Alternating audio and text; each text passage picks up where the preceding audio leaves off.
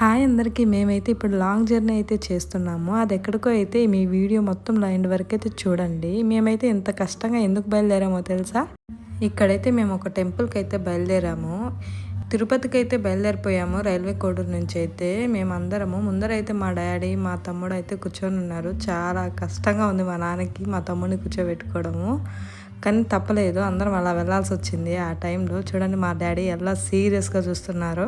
మా తమ్ముడు అయితే మా నాన్న దగ్గర అయితే కూర్చొని ఫుల్ ఎంజాయ్ చేస్తున్నాడు. ఇక్కడైతే మా పాప అయితే చూడండి పాపం అలసిపోయింది. లాంగ్ జర్నీస్కి పిల్లల్ని తీసుకోవడం అంటే పెద్ద టాస్కేను. ఇంతకీ మా తెహాన్షి పాపకి పిల్లకాయలు అయితే వేసాను ఫస్ట్ టైం. ఎలా ఉన్నాయో మీరు కామెంట్ చేసి అయితే చెప్పండి.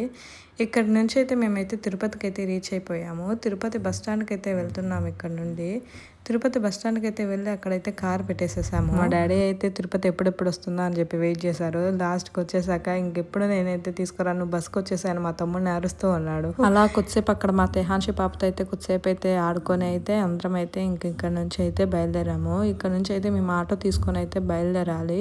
కార్ అయితే తిరుపతిలో బస్ స్టాండ్ దగ్గర అయితే పార్కింగ్ చేసి పెట్టేశాము.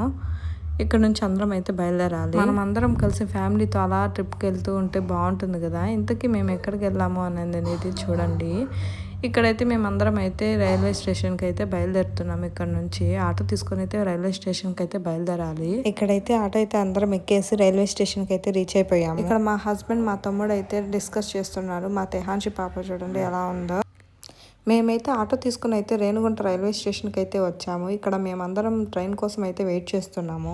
మా తెహాన్షి పాపకైతే ఇదే ఫస్ట్ ట్రైన్ జర్నీ. సో అందుకే అందరం అయితే ఇంకా బయలుదేరిపోయాము. ఇక్కడ నుండి అయితే ఇంకొద్దిసేపట్లో అయితే ట్రైన్ అయితే కదులుతుంది. చూడండి ఎంత బాగా ఆడుకుంటుందో మా తెహాన్షి పాప వాళ్ళ నాన్నమ్మ దగ్గర. మరి కొద్దిసేపట్లో అయితే ట్రైన్ అయితే కదిలింది. మా తెహాన్షి పాప ఆ డ్రెస్ అయితే డిస్కంఫర్ట్గా ఉందని చెప్పి డ్రెస్ అయితే చేంజ్ చేసేసాము.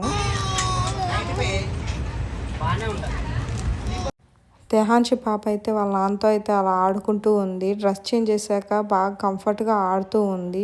అసలు మా పాప అలా ఉంటుందో లేదో అని చెప్పాను, కంఫర్ట్గా ఫీల్ అవుతుందో లేదో అని చెప్పి అయితే ఫస్ట్ అయితే ఆలోచించాము. పర్లేదు, బాగానే సపోర్ట్ చేసింది యాక్టివ్గానే. నెక్స్ట్ వీడియో కోసం పార్ట్ 2 చూడండి.